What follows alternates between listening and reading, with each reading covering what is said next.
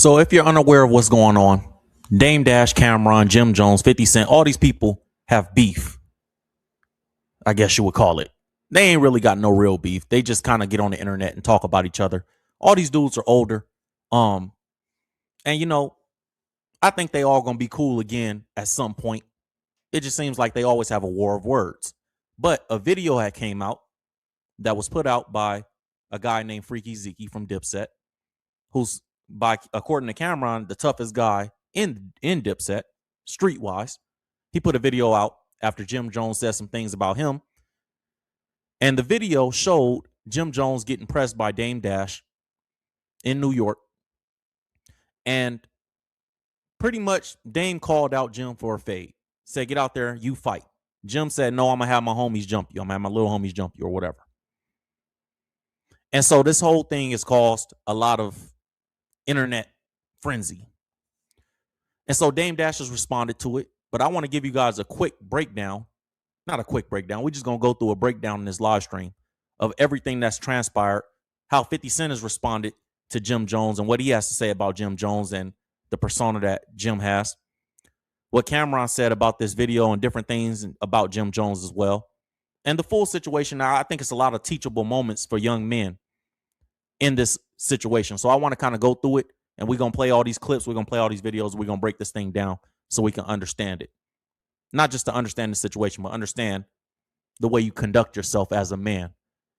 And, in hip hop culture, I think the craziest thing about it is how people never want to grow up. And in some situations, in some of these situations, I'm like, that was immature. In other parts of it, I'm like, yeah, Dame handled that really well. Cam handled it. Like sometimes it was like, nah, that's a mature way to handle it. And so I want to go through the teachable moments of this, man. And it's a lot of different moments. We're going to give you a history of this and everything that's been going on in this situation. So bear with me because it's a lot of videos. We got to play a lot of clips. We got to break down on this live stream. But we here, man. We here. And that's what we're here to do. Make some good content. Have some good conversations with you guys. Teach some good lessons, some life lessons, some stuff we could take through our day-to-day. And hopefully, when we come out on the end of this, we better people for it. And we had a good time. And we just, enjoyed our day-to-day. So before we get into it, you guys know how we start every live stream over here on my channel. My name is Will Evans. I'm your host. Make sure that you guys like and subscribe. If you ain't liked the video yet or the live stream yet, hit that like button. If you're not subscribed, you're not going to be able to be in the comment section. It's subscribers only down there. You want to donate to the channel. Salute to Cash App and the partnership we have with Cash App. You can donate on ULegend at ULegend, ULGND. Salute to ULegend.com. We got some new stuff coming for you guys. We got a new exclusive content, kind of a community that we're going to be building. And so we got some new updates on that. We got new merch coming out and all that stuff. We always start every live stream with a prayer, giving the glory and honor to God. Salute to my homie, Ambitious Gunner. It's one of the homies I grew up with. And he got baptized yesterday. So I'm from the street, man. I'm not a preacher. I'm not a pastor, but I'm a dude from the street that God has blessed to become very successful financially, very successful in media, very successful online, over 1 million followers. And obviously, you guys know if you watch the channel who I am by now. If you don't, if it's your first time watching, make sure you drop your name and your city in the comment section so we can shout you out and, show you some love. Or just, like your comment, acknowledge you being here because we're grateful for you guys. And we're going to start with a prayer and we're going to jump into this content, man. Here we go. Dear Heavenly Father, thank you for another day, God. Thank you for opportunity. Thank you for a chance, God, a second chance at life that a lot of us didn't deserve, but we got it from you, God. And we're just trying to maximize and use it to the best of our ability and make the most of what you've given us, Lord. Lord, I ask that you bless everybody out there that's listening. I ask that you bless the people that are struggling right now. Give them comfort, God. If you can't give them comfort, God, give them strength. If you can't give them strength, give them guidance, Lord. Give them something that they can feel like I can make it through the day, Lord. Lord, I ask that you bless the subscribers that are watching, the people that are fellowshipping here and their loved ones and their children, Lord, and continue doing the work in our lives that you're doing, Lord. In Jesus' name, amen. So this is an interesting story, really interesting story. Maybe we should start with where the issue but where the issue is right now. Cameron showed love to Dame Dash for standing up to Jim Jones in the old video. Now, like I said, this video is an old video, but nobody had ever seen it before. It was just rumors that this video existed. Cameron and Dame Dash ain't getting along right now, but they'll get along again someday. And So Cam showed love to Dame, even though they're not getting along right now. So the article says Cameron saw Freaky Zeke's upload of a video of Jim Jones confronting Dame Dash with an entourage amid their current beef. When it comes to the history between Dame Dash, Jim Jones, and Cameron, there's an old saying that is defining their feuds with each other right now. The enemy of my enemy is my friend. That's what Cam practiced when he reacted to Freaky Zeke posting a video of an old confrontation between Dame and Jim Jones. All these dudes are too old, to be honest with you, and they know this. I ain't saying nothing that they don't know. They know they too old to be not getting along. You cannot get along. Y'all ain't got to be arguing online. Y'all know better than this. But, you know, it's hip-hop. It's entertainment. Everybody going to do what they got to do for their views and whatever. And so, you know, I take it like that. I don't think they're going to get no shootouts. But this made it look different. And I'm glad that it turned out the way it did. So here's how the story started, at least the most recent phase. Jim Jones called Cameron and his crew soft online, following a lot of beef between the former members of the Diplomats, Dipset.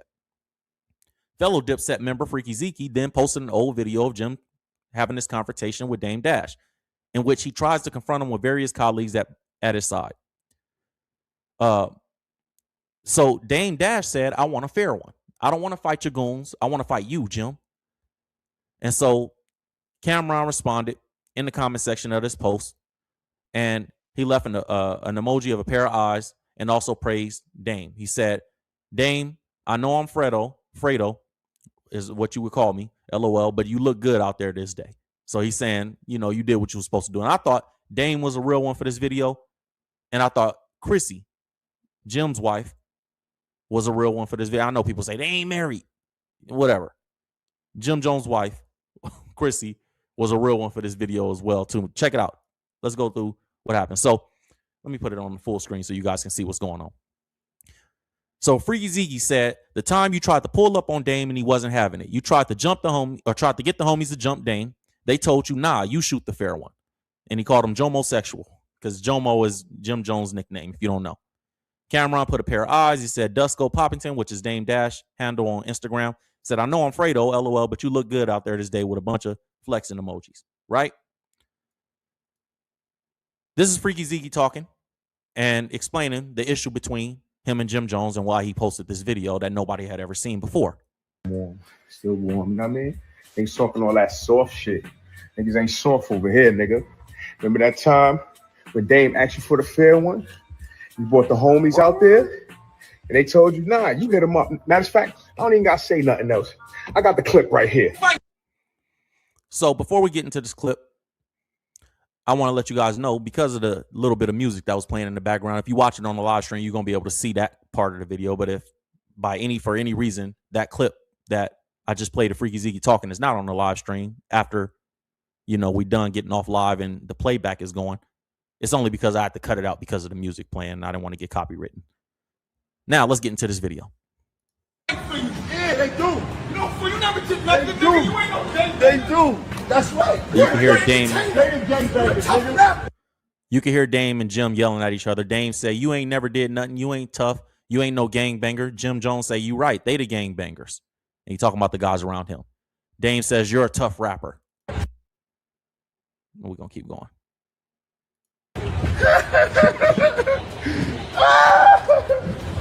You soft, gang. You soft, nigga. You soft, nigga. You soft, nigga.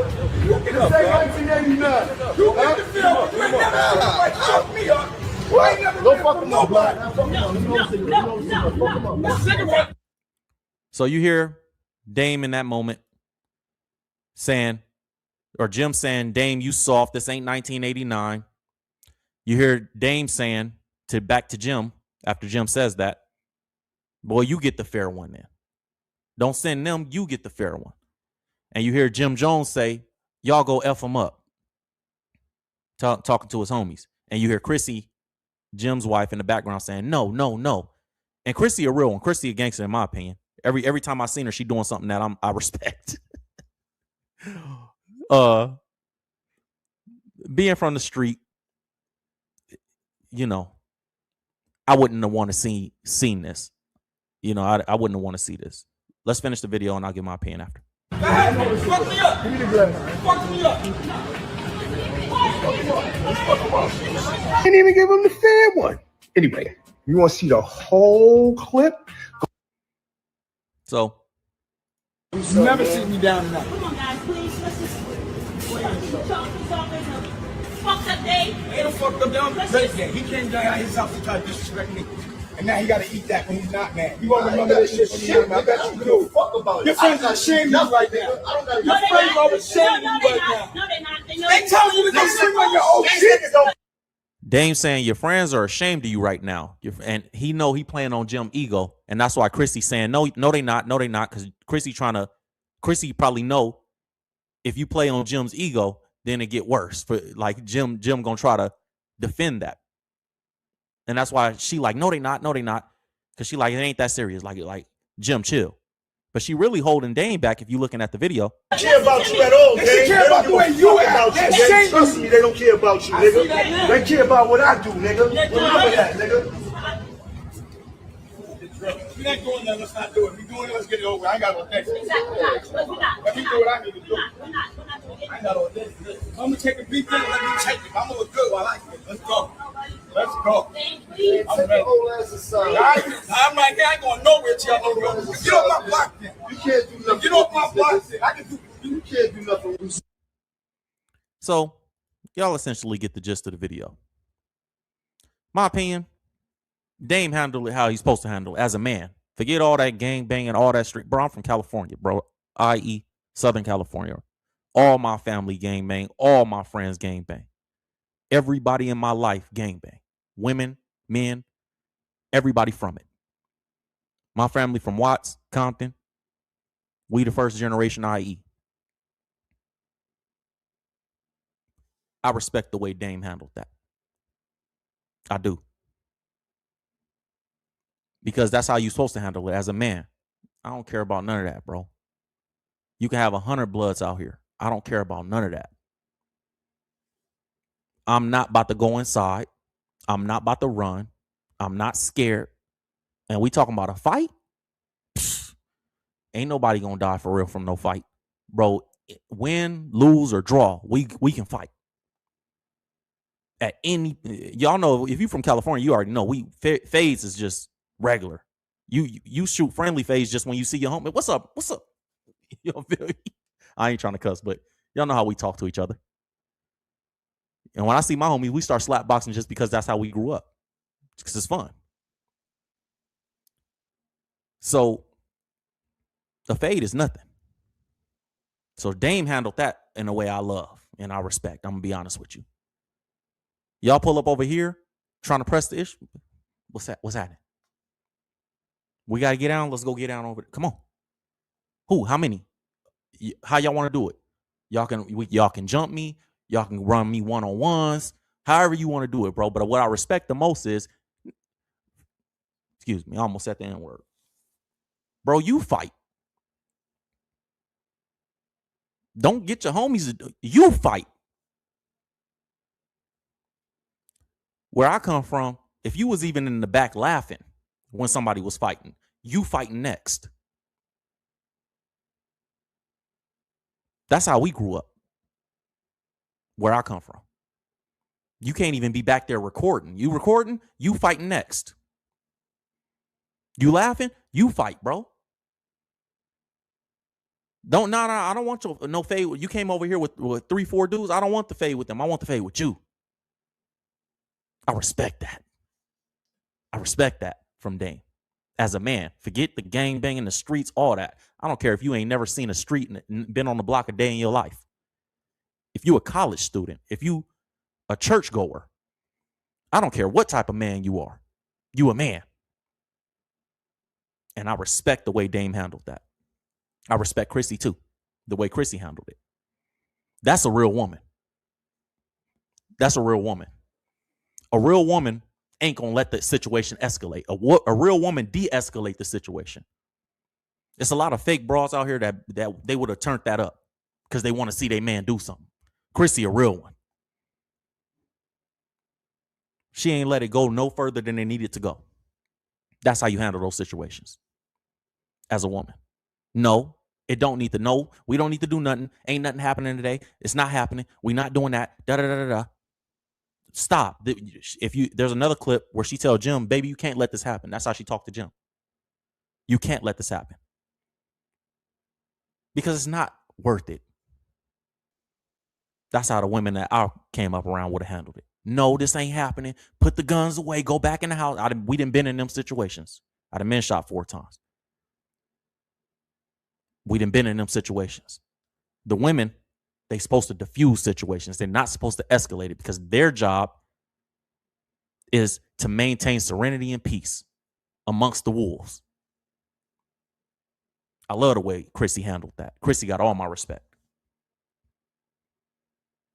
And clearly she got a lot of respect from the dudes out there because it ain't too many times if men want to escalate it for real, it's going to be hard for a woman to stop it unless that woman is respected. So the fact that she was able to de-escalate the situation before it got to something that couldn't be reversed.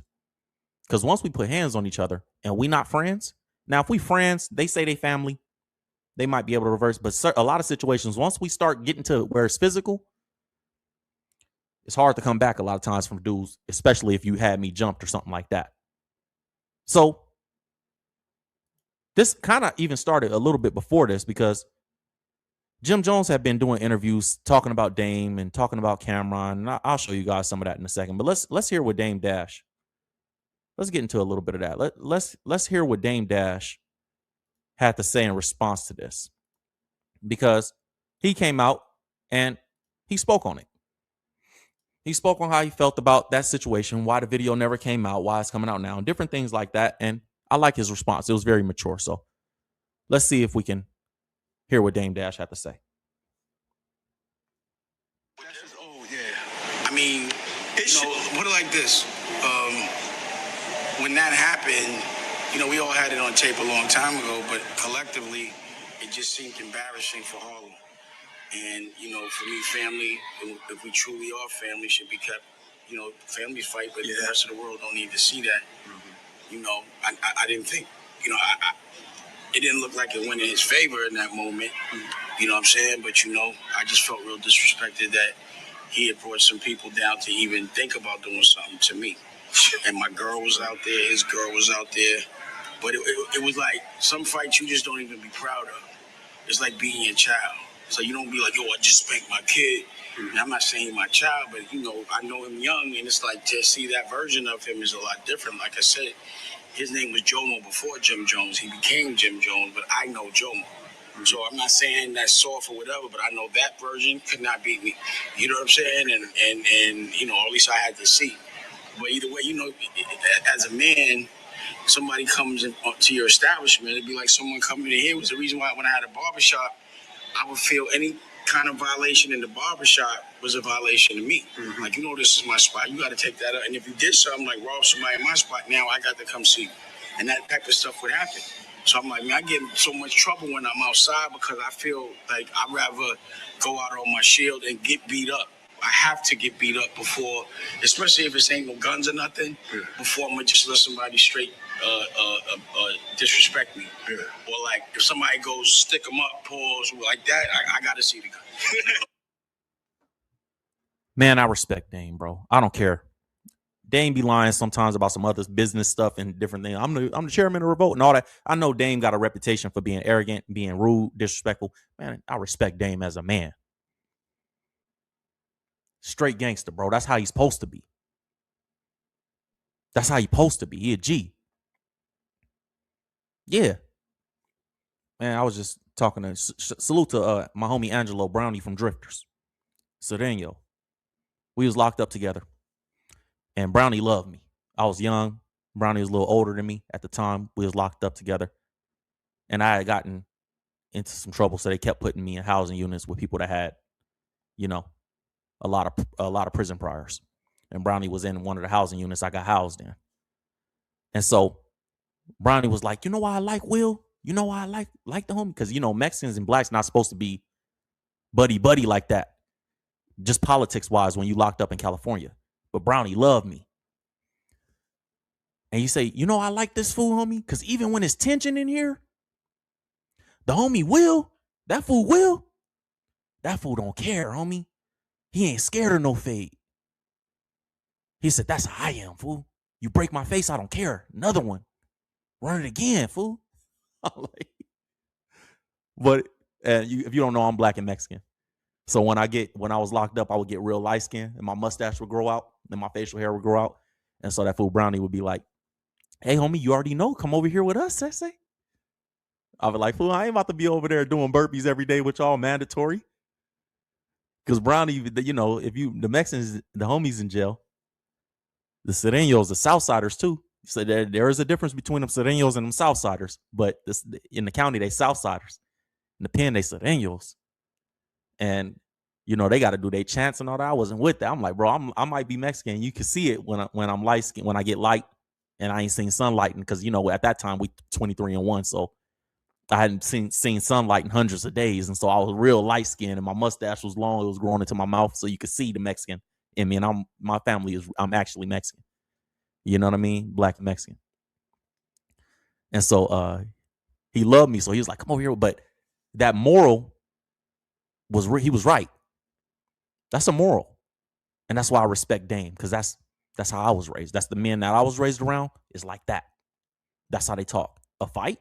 No guns coming out? Nothing. Even if the guns come out, you got to handle it a certain way. And he said, I got to see the gun. Like, yeah, Dame. Yeah, that's how we grew up. But on the mature level, he right. I don't want to see that. I don't want to see people that supposed to be getting along fighting with each other. And like he said, it shouldn't have even been on camera.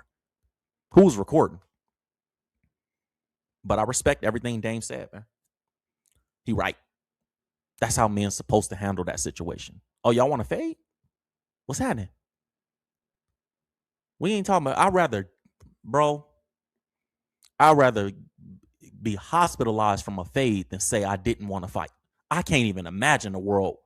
And that's why I kind of lost a little bit. I didn't respect the way Jim Jones handled the situation. Because if he say you fight, you get out there and fight. That's how we was raised. My father taught me and my brother that, hey, when we got to a certain age, 17, 18, my dad say, hey, if I tell y'all to get out there and fight for something I said, I expect y'all to get out there and fight. Hey, son, I done talked up a good one. This young boy, you're going to have to fight this little nigga. And you think me and my pops would hesitate, or me and my brother would hesitate? We wouldn't. Oh, who is it? Where you at?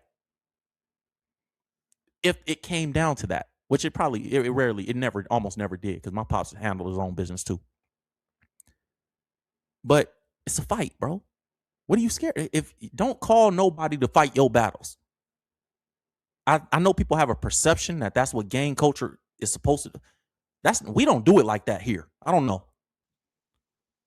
The OGs, you got to fight too. If you an OG, you got to fight your own. Like,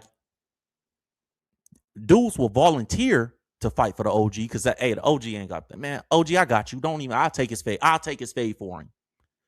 But the only time dudes will volunteer, really, in California, to fight for somebody else is if we know that person ain't really like that and you trying to bully him. He ain't like that. You know he ain't like that. So I'm going to take his fade for him, bro. Slap me. I'll take his fade. You going to slap him? Slap me, bro. I'll take his fade for him. So I don't understand Jim not fight. If you want to fight, why are you sending anybody? Get out there with him. Get cracking, bro. If you're going to get cracking right now. If you not, don't send nobody else to do it. Well, I ain't pulling up. If that's the case, what you pull up for? So it didn't look good for Jim. Let me see if Dame got anything else to say. Like, show me the gun. I'll give it to you, but just show me. I'm going to give it to you. But just show me a gun. I'm going to give you a gun. Yeah, when he said, nigga, it was in his establishment. Is that just like somebody come to your house? Well, it was a misunderstanding between Chrissy and my girl about Lady Vampire. And, it was something that happened the way they spoke to each other. But when Chrissy came down first, and we had resolved it, because I know Chrissy. I've known her for years, way before first. And, then he pulled up, because he called me, and I kind of like hung up on him, because he was popping it. And he was like, I'm coming to see you. I was like, I'll be over there. And I didn't really believe that he could ever disrespect me and bring some other people to come hurt me. Wow. I couldn't believe that. It'd be like me telling somebody to punch my uncle in the face. You know what I mean? If I got a problem with my uncle, then I just got to fight my uncle. I ain't gonna never have no stranger, no one I don't know do that. And I just couldn't believe, because he was like, yo, punch him in his face. And I was like, I couldn't believe it. And, you know, so a good thing. It's good that nothing happened, because, yeah, for sure, I'm not gonna say I'm the toughest guy in the world. Like, regardless to whether I would have lost that day or not, eventually I feel like I would have won. So I felt like it wouldn't be good to jeopardize a bunch of people's lives for no reason. You know, like getting a real friend is never gonna send someone else to put themselves in danger.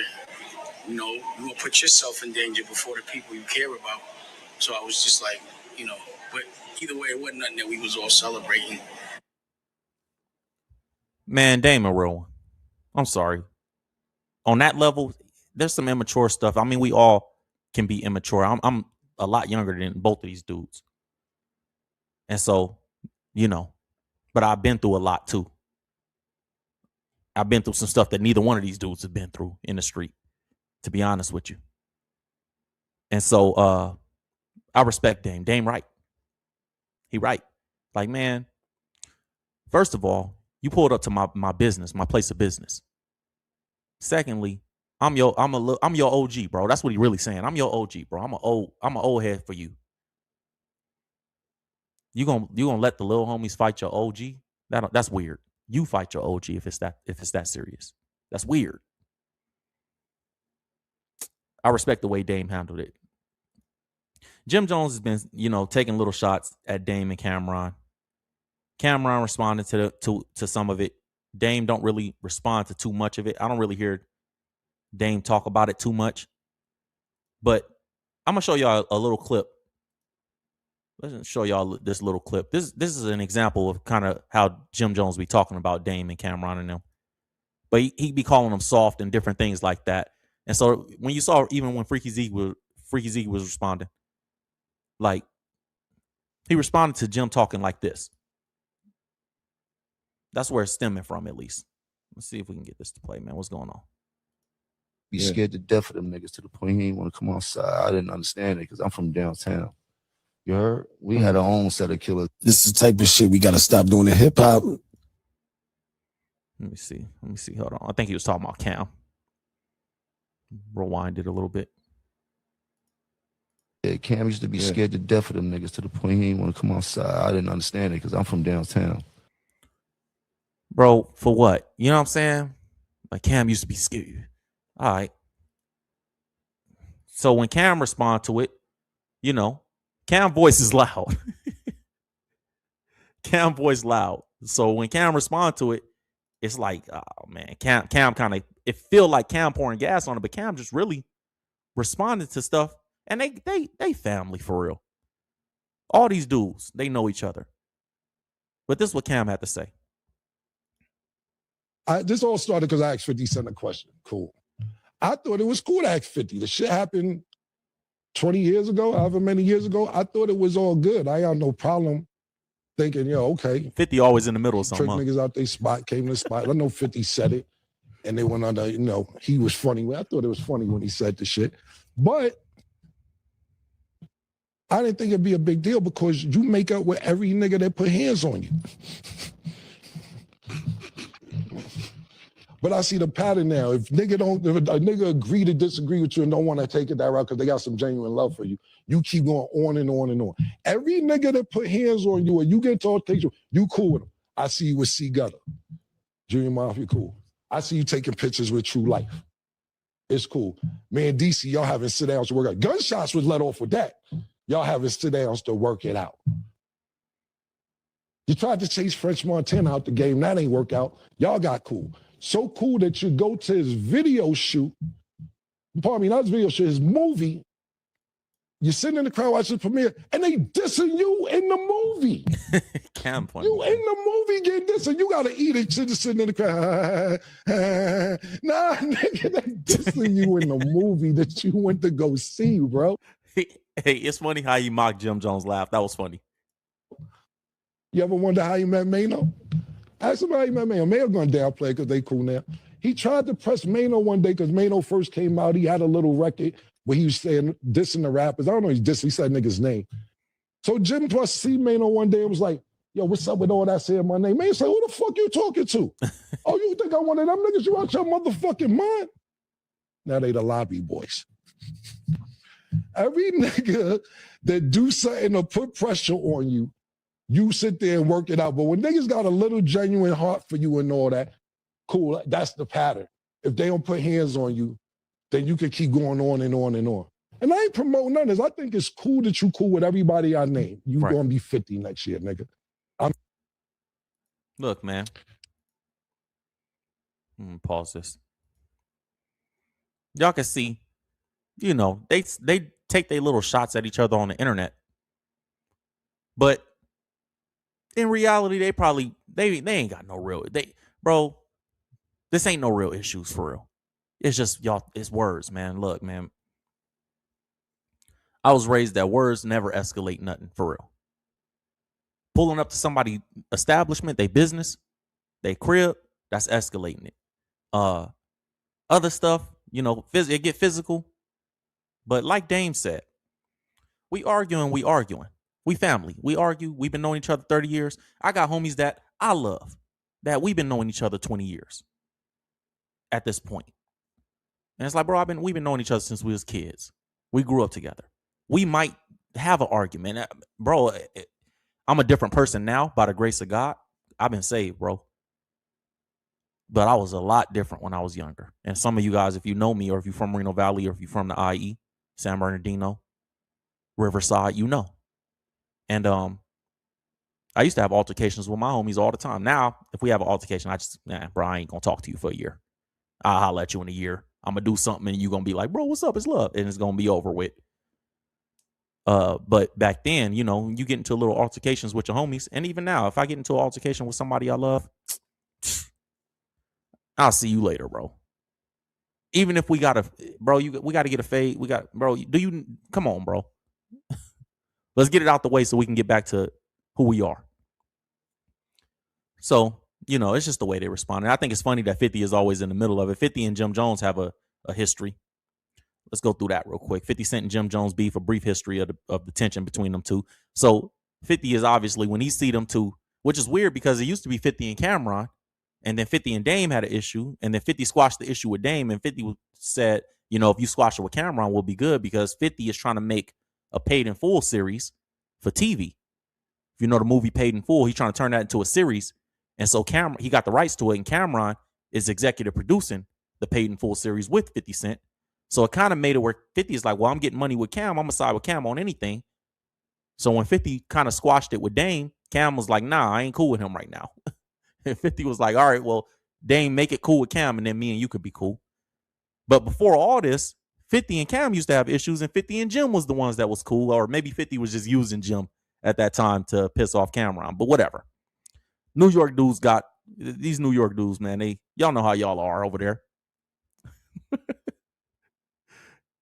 One thing about New York that's a little different than California is, and y'all tell me if I'm wrong, my East Coast, all the homies from the East Coast, I got a lot of love over there. One thing that's a little different over there is the East Coast is loyal to who getting money. How if we get money, we can squash almost anything. The West Coast ain't like that. You could be getting money, bro, and if we got an issue, we still got an issue. I don't care if there's an opportunity to get money. I'll ruin the money because we have the issue. And so the East Coast ain't like that. They about business. They about hustling. So, you know. So let's go through this history real quick. 50 Cent and Jim Jones have been beefing all year. 50 Cent ended the year with no shortage of beef to carry over in 2026. Same can be said about Jim Jones. They have an interesting history. The friction has been developing for several years at this point, but this year has been a recurring headline in the hip-hop media cycle, perhaps one of the most notable beefs to have occurred. It's not real beef either, by the way, guys. They're using that terminology because it's just slang for issues, but they just have little issues, man. This ain't nothing real, in my opinion. Y'all know the difference. I know the difference between people that's really we gonna have a shootout when we see each other, and this is old dudes in their 50s arguing online, you know, thinking that going viral is the same thing. They just don't, you know. And it's entertaining. It's entertainment. Let's leave it like that. It's entertainment, because I don't believe that nothing gonna come from any of this, to be real. But they've had a social media era battles and said The earliest fault lines appeared during the mid-2000s. G-Unit and Dipset were going back and forth with each other. 50 Cent openly feuded with Cameron, criticizing Dipset. That's when Jim Jones and Joel Santana appeared on stage with 50 Cent at a concert, kind of betraying Cam. So they kind of tried to destabilize Cam's position. After that, they had a social media thing. Even a decade after the whole incident, they kind of remained cordial, Jim Jones and 50 Cent. And then there was a bit of friction online. Jim posted a video on Instagram showing himself weightlifting, challenging 50 Cent to a competition. Dismissing Jim Jones, 50 responded on Instagram. He don't want none of this. That's kind of how they, they was like friendly, but you could see them that they wasn't starting to be cool with each other. They started making fun of each other. 50 posted, oh-ish. So that's why they ain't pull him in. Say it ain't so, Jimmy. And what he's talking about is Jim Jones not being pulled in during the Tekashi 6ix9ine trial, because Jim was a big part of the guy. He was like, when you get a RICO, you think everybody involved in this RICO go to jail. So 50 started insinuating that Jim Jones was a snitch after 6ix9ine, and all those Bloods got pulled in to the feds, and Jim was on the tapes for the 6ix9ine thing, and nobody pulled him in. So he kind of alleged that Jim was a federal informant, and that's when the real issue started between them. The article says Jim Jones and 50 Cent both shared ties to Tekashi 6ix9ine in his ascension to stardom. During 6ix9ine's federal RICO trial, he testified that Jim Jones, whom he described as a retired rapper, was a member of the 9 Trey Gangsta Bloods. The prosecutor also played a recorded phone call where Jim Jones and Mel Murda, one of the guys that was caught up in that situation, discussed 6ix9ine, and Jim Jones called for someone to violate him. Said violate Shorty in the comment, and it was interpreted as some sort of authorization to commit violence against Tekashi 6ix9ine. So when 6ix9ine started snitching, everybody like, why Jim Jones ain't get pulled in? Why he didn't get charged or nothing? Why everybody around Jim Jones went to the feds, but Jim ain't? And he's on this tape giving an order to the gang. So how you not part of the RICO? That's why 50 like, nah, something ain't right about this. And so 50 started having his little comments about that. And so Jim Jones addressed their beef and fired back over the claims that he was an informant in any capacity. And that particular claim from 50 created the type of tension that's difficult to simply laugh off. He said, you have to watch out for these so-called real ones that's rooting for the rats to come home and want to see the real ones go to jail. This is what Jim Jones is saying. He said, anybody that's trying to tarnish another man's name for personal gain has to be a hoe. Why else would he have my D so far down his throat? That's what Jim Jones wrote on Instagram. So 50 like, bro, something not right about this. 50 is known for, this type of stuff. And so he said what he said. So 50 responded, said, so Jim wired the 200K over because Jim Jones and 50 had this issue. Jim said some stuff about 50 on an interview. 50 said, I'm going to buy the building that you in. And so, he said you was owing money on the building that you filmed me a podcast saying, I'm going to buy that building from you. That's how they beef. They just a little petty back and forth. You feel me? Little petty back and forth. So you kind of get caught up to what's going on now. But really, all their real issues currently started with 50 Cent insinuating that Jim Jones is a rat. Now, 50, I have a video I'm about to play for you guys where 50 talks about he doesn't say Jim's name, but he's talking about Jim and Dipset and Cameron and them. And so I want you guys to see this clip where 50 Cent kind of addresses Jim ain't really no street dude in 50's eyes. He ain't really a street dude. He just a rapper that needed protection. And he went around the tough guys, which is the guys that are currently locked up that were around 6ix9ine and 9 Trey Bloods from New York.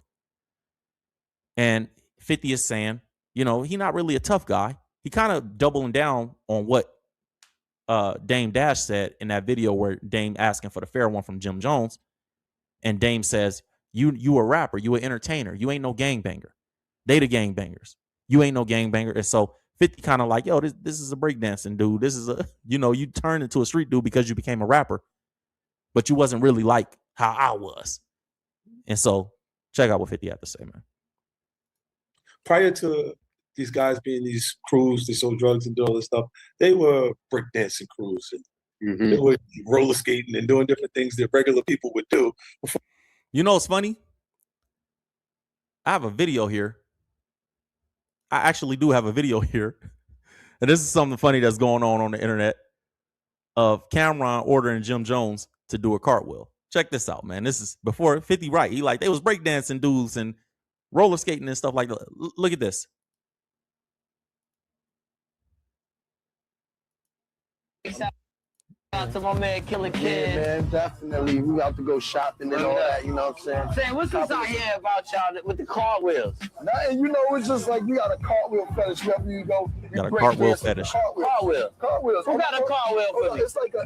He said we had a cartwheel fetish. Everywhere we go, we would break dance and do cartwheels. So that's what 50 talking about. Actual 360-degree spin if you're not from the site for culture. Right. You know what I'm saying? Man, we gonna get the cartwheels going. I bet. Jimmy, let me see your car. Let me see what's going on. It's my man. Jimmy, do the cartwheel.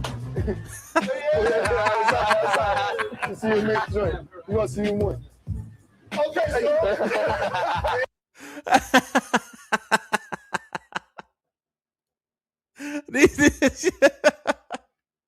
Hey, no, look, nah, hold on.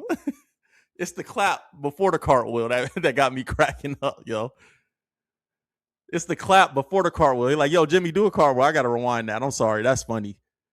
It's the clap before he get to the cartwheel. It's like, all right, and then he cartwheel. That's comedy, yo. Check it out one more time, dog. So this is what 50 talking about, man. He like, these dudes wasn't street like The one hand joint. See you next joint. So let's get back to what 50 was saying, but y'all can see, you know, what he talking about. Before they got involved in that lifestyle.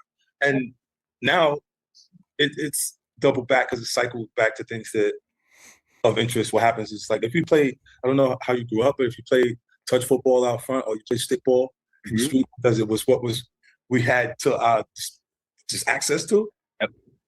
The people that played with you was so important to you. They were part of your life in a big way. It was the fun that we created out front. We didn't need things to make fun. We just needed to go outside and have fun. We figured it out. And those people in this climate become gang. Because that becomes the people that you emotionally connect with.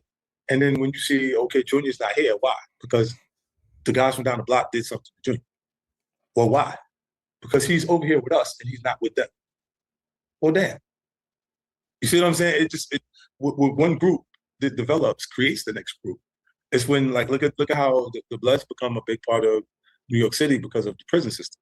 It flourished. He talking about the cartwheels, he's talking about the breakdancing, he talking about the Bloods in New York, he talking about Jim Jones. Was there first, and then when the guys that went to jail back and forth brought home that energy and started developing more of a presence there, but who they became enemies with over the time period instinctively became Crips. They became something different, and then that develops, and then very rare that you see everybody just get along or have one idea. You have multiple leaders in the pack of people. There's a difference between people who have leadership skills and abilities and people who fall into the lead because they have heart. Let me put names to what he talking about. This is me saying it. This is what I believe 50 is saying. This is not the names that he's saying. So let me just preface that. Because 50, you know, sometimes he talking code. The Mel murder and the Shotty and the different people that was around Jim Jones when that 6ix9ine stuff was going on, he's saying that those dudes are tough dudes. Those are actually street dudes. But they not business dudes. Jim Jones would be more of a business dude. And because they're tough, so they can lead, but they don't really have no vision, so they can't lead, Jim Jones is there to provide the vision. They're there, the other guys are there to be the muscle.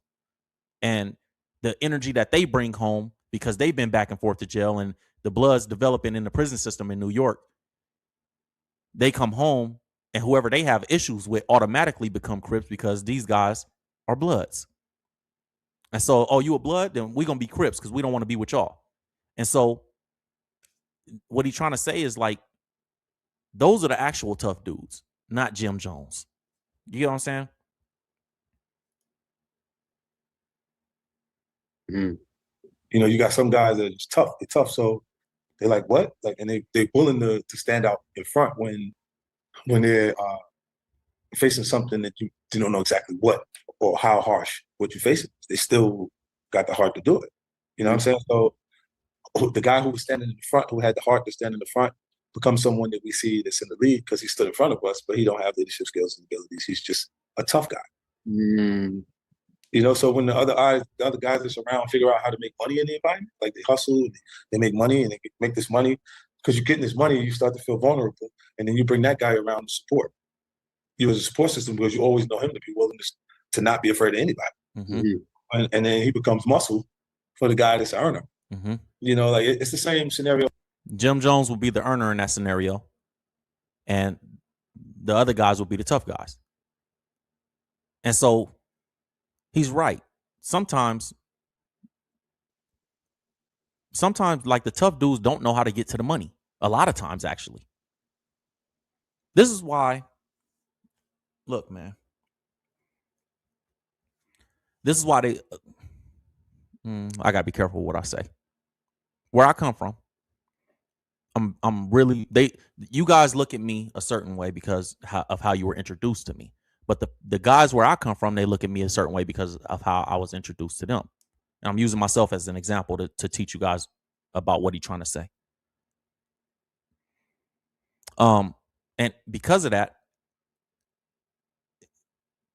when I go home, it's a little bit different level of respect because they know that I do really well on the business side. It's probably similar for 50 actually, because he not no punk, and they know he ain't no punk because they know who he was before he had all this, and so he gets respect on both sides, and he's able to lead, and that's why for me I'm able to lead because I have the vision and the brains to be able to lead, while also you kind of still respected by the wolves because of who you was before all that.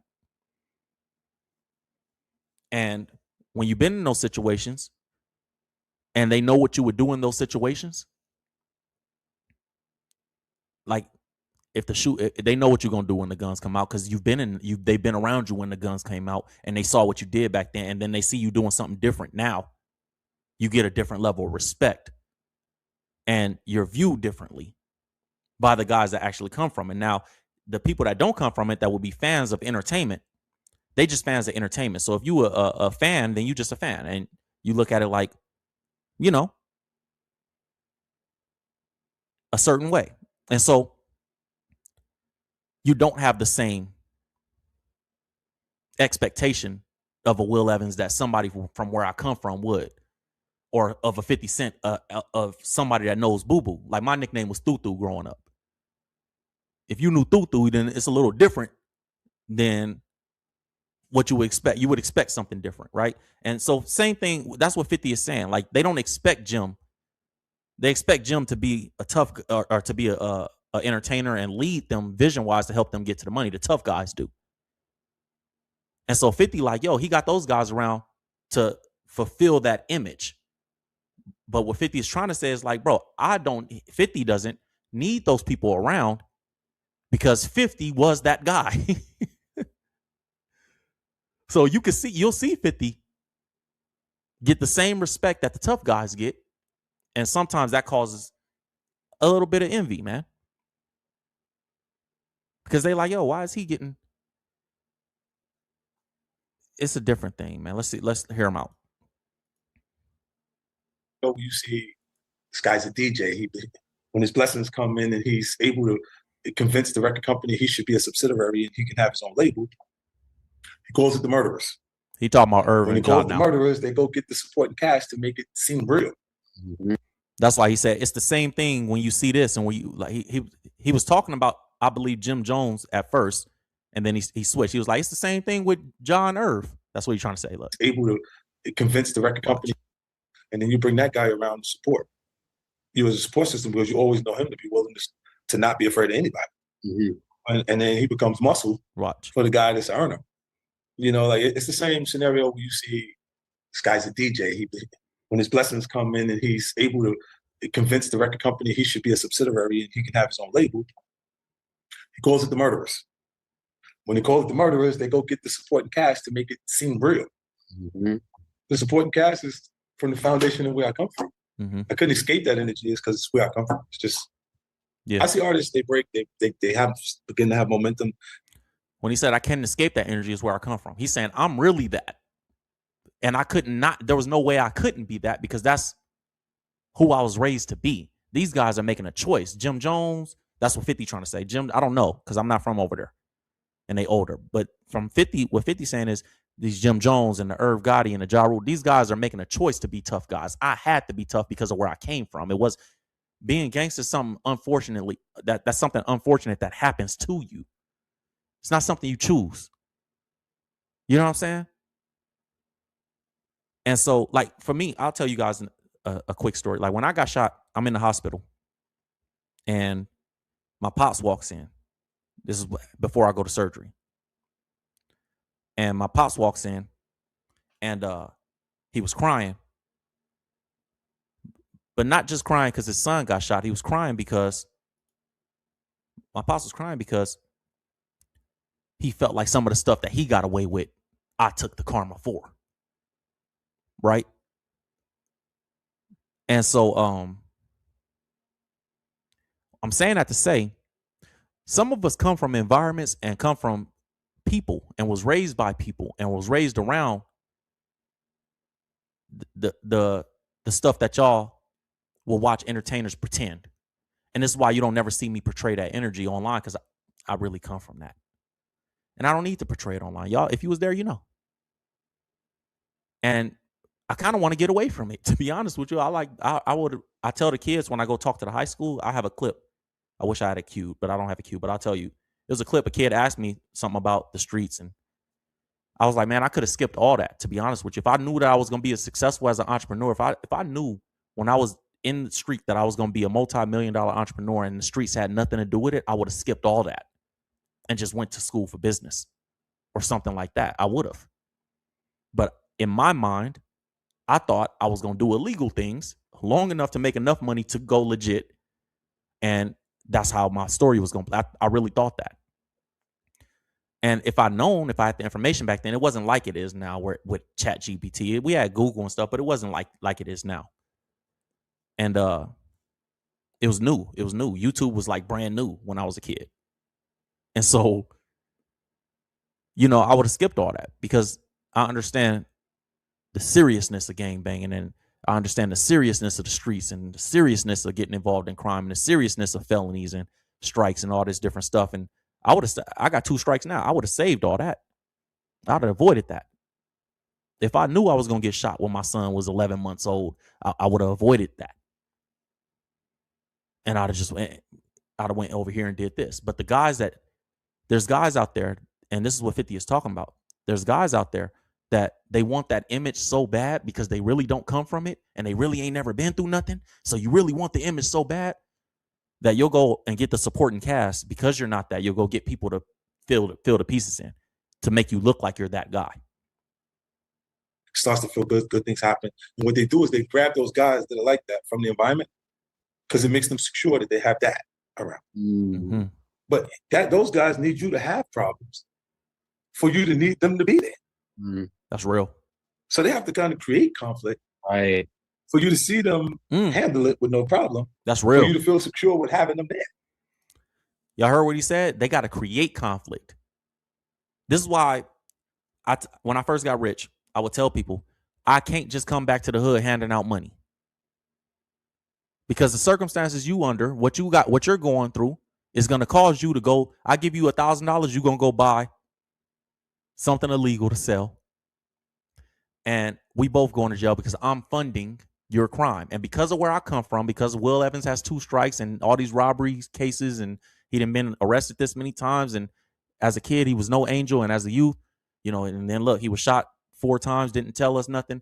His uncle was killed in the same shootout. He didn't say nothing. Afterwards, look at his family. His cousin was this guy. This cousin got killed down the street. His other cousin was this guy. That cousin got shot down the street, killed because his homies was these guys. And those guys got into a shootout with this. So it looks legitimate when I hand you that $1,000 to say, yeah, he's coming back. He didn't went somewhere, made some entertainment money, came back and handed it to his homies. And his homies are out here funding crime, so they're selling drugs for him. But we all going to prison on a RICO. Because Will Evans, because he's smart and because he has the intelligence to put a business together, he's probably organizing these criminals to commit these crimes for him. So because even if I'm going back with the heart to just give, like these are the homies, this is my friends, this is how I grew up, I know the circumstances they under, I know they're struggling, I'm gonna just show them some love. But because of who I am and because of where I come from, we both go to jail because it looks like he's the brains of this. And you have to be conscious of it. And what 50 is saying right here, the issues that you wouldn't have because you could go down because you come from that environment, and the issues that you would not have. These dudes that don't have the brains to make the money or to go legit, they're going to create problems just so they have a reason to exist around the guy that actually does have the brains and the vision. For example, if I take 5 of my homies that I know these are some of the wolves, and they gotta, hey bro, back up, watch out, let the homie walk through. They gotta create altercations, or hey bro, this one talking about you, bro, what you want us to do about that? I remember, never forget, I ain't gonna say his name, rapper from Compton. We from the IE, LA and IE be having friction sometimes. And then when I was coming up, man, I got stories. I could tell y'all hood stories all day long. When I was coming up, me and this dude had an issue. It was over something petty. Like he took an idea for, at that time I was doing music. He took an idea for a song that I did or something like that. And he didn't pay me. And so he came to Moreno Valley Status Nightclub, Day Street. I was running Status Nightclub. Me and a group of my homies, we was running Status Nightclub. And so before I had got to the club, so my homie had caught him at the club, and he ended up getting away before I could get there. And so the next week he was at the Fox Theater in Pomona, which is actually where I met 50 Cent, ironically. That's the exact same club I met 50 Cent at. So he was at the Fox Theater, and so he was going up. The dude was coming down the stairs. My cousin was going up the stairs, and my cousin called me. Hey, bro, we got this nigga right here, man. What you want us to do with him? And I said, let him go. Let him go. I'll catch him another time. Let him go. I want to be the one at that time. But anyways, sometimes the tough dudes that you have around, they need to create altercations like that, and they need to keep those altercations going. So, and I'm not saying my people at that time, I'm just saying in general, those are the kind of altercations, stuff like that will happen. And they'll keep those altercations going because if you don't have no problems, and I'm only a tough guy, and I don't really bring no value business-wise, all I bring is protection, and I'm showing you love physically. If we have an issue, I'll shoot it out with anybody for you. Or if we have an issue, we can, because that's the skill set that I provide. Then they're gonna keep altercations and problems going because they don't have no other reason to be around. That's what 50's saying. You know what I mean? And that happens for new artists repeatedly, over and over. It happens. And I watch in the early stages, and I'm telling them like, yo, nah, you can't. Look, he needs you to feel like that. So he got to do whatever he got to do to make you feel like that for later. Because then later you're gonna take care of him. You're gonna make sure you're all right. Yeah, because you looked out for me when we had and that problem. There's no compensation for what he's doing at the moment. But when you see his temperament and he's not afraid of nobody, he's gonna do whatever y'all got to do to be comfortable. You feel secure with having that kind of person around, and he'll know you keep him. It's a higher probability you would. Yeah, man. 50 right. He right. So he's basically trying to say, yo, Jim not really the tough guy. He got tough guys around him, so it makes him look like a tough guy. And he's saying, same thing with Ja Rule and Irv Gotti. They ain't really the tough guys, but Supreme was around them, so it makes them look like the tough guys. And, man, look, like I said, I'll tell you guys the way I told the kids, man, when I was talking to the kids at the high school. I'm going back, actually, to talk to them again. By the grace of God, it's only by the grace of God that we survived and got where we are. All of us, 50 included, Jim included, Cameron, all these guys, Dame Dad. It's only by the grace of God that you can go. Anybody that's been through the streets, some of you guys watching, if it's you, say me in the chat. Some of us have been through the streets, and it's only by the grace of God that we here, man. Some people don't understand why I go so hard for God because of where I come from and my friends. Like, I brought a lot of my homies to Christ too, and I tried to bring as many as I can. But some people don't understand that. Like, how could you? It feels hypocritical, and it is. It's contradictory for sure. But I go so hard for God because I know it's only by the grace of God that I'm here. When somebody's standing as close as me and this camera is standing, and they shoot a gun past your face and it can't finish, or when you get in that shootout, I got shot 4 times by 3 different guns, or when you watch the family and the loved ones and the friends get killed around you. My uncle was killed in the same shootout. I held him as he was dying. My uncle killed in the same shootout that I was shot in. Shortly after, I had multiple cousins killed with, killing going back and forth. The person that shot me got shot in the face. So when you come up like that and you survive it and you get to look back, or I got 2 strikes, technically, I could be easily be doing life in prison right now. You guys would have never known Will Evans. You would have heard about him if you was from where I'm from, but you would have never knew who Will Evans was. You would have never saw a video because it was before all this. And so when you look at those situations, when you look back at it and you go, nah, it was by the grace of God because we did that. And then when we turned the corner, the police was sitting on the corner and they didn't stop us. Or, man, we caught them on this day, but I always had a homie say, you can't, if you don't never give no passes, you can't never get no passes. Real. If you don't never give no passes, you can't never expect to get no passes. So it's the times that we gave passes to people, and it's the times that we gave grace to people that I believe is the reason God gave grace to me. And so when I look at all these situations, I see, when I look at what Dame and Jim going through, I'm like, yeah, Dame handling it the way I was raised to handle it. Jim, not so much. But I mean, I would hope that at some point he go, it is immature. I am getting older, and I have nothing to prove. See, the people that are always trying to show what they can do and show who they are is the ones that feel like they ain't did enough when they had the chance to do enough. When you was in the street and when you actually were young and when you were not supposed to be, but y'all know what I'm saying, at the age that people would understand why you were ignorant or why you would be acting a certain way before the money comes. And before, it's easy to get people to respect you when you've earned and you can, I'll take care of y'all. I'll give y'all some money, make sure I'll give y'all some opportunities. I'll give y'all a look. Who were you when you didn't have none of that? And the person that you were when you didn't have none of that, if you're not secure in that person, some of the stuff that Jim Jones, in my opinion, is doing now in this age is what you'll see. You got to be secure in who you are. Know the purpose for the blessings that God gave you. Know the purpose for the reason that you're here, that God placed you here, and live your life through that. Don't be so caught up in trying to prove who people say you weren't back then. If you weren't that person, you wasn't that person, bro. I ain't saying that I was no super tough guy for real. I was a man. Like my homie A1. Some of you guys know A1, Traverse Court. Salute to the homie A1. He'd free him too. He'd be home soon. That's one of my big homies. I love him. He loved me. And he told me one time, I think we was locked up one time together at this point.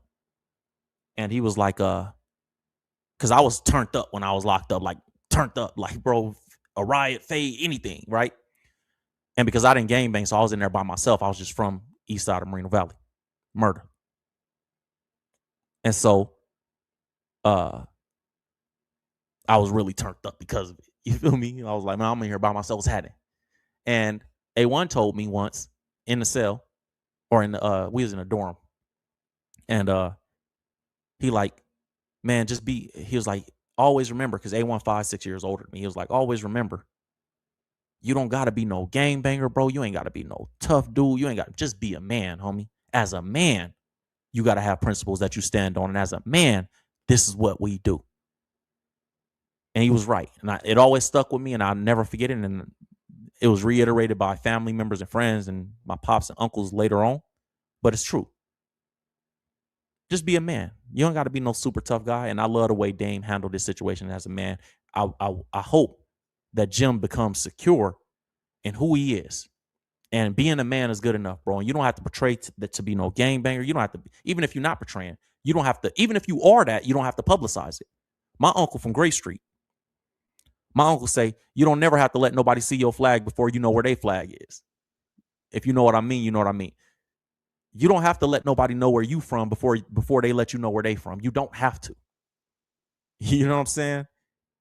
And so what he really saying is, you don't have to put all of your tough guy character, persona, energy out there.